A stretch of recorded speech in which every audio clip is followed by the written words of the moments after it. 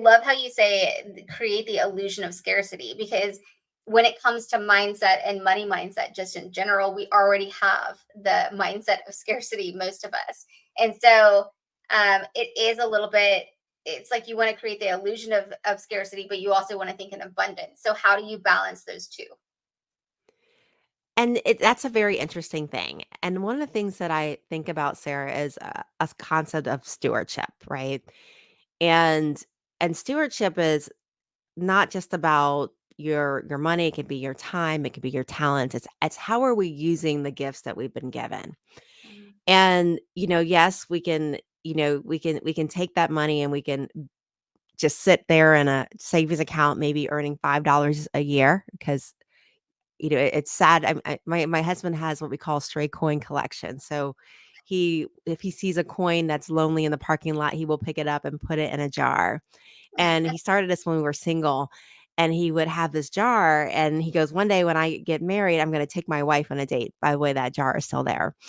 And, and I would look at his jar, and I was like, "Man, my husband makes more in his stray coin collection than I do on my savings account." And Mhm. so, definitely, you wanna use stewardship. Like, what's the best use of this money? How can I get the most ROI on my investments here? And so, one of the things that entrepreneurs struggle with, especially with the scarcity mode, is, you know, either they spend it all. There's two extremes. They spend it all, right? Which is why we need profit first, or there's the extreme of wanting to conserve.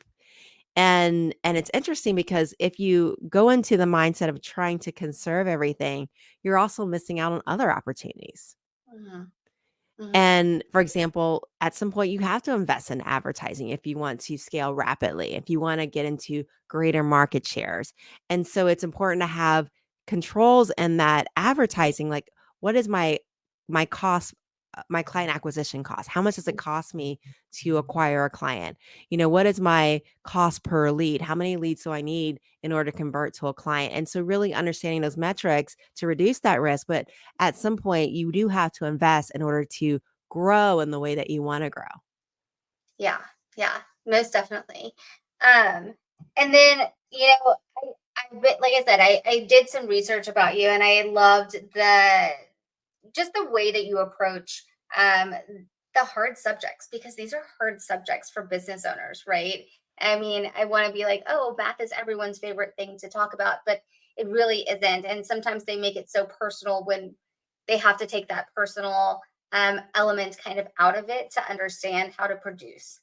But you talked about founder energy, and it is a vibe for sure. You have all this passion, but what does founder energy really mean to you? So I think that every founder brings a special spark to their business.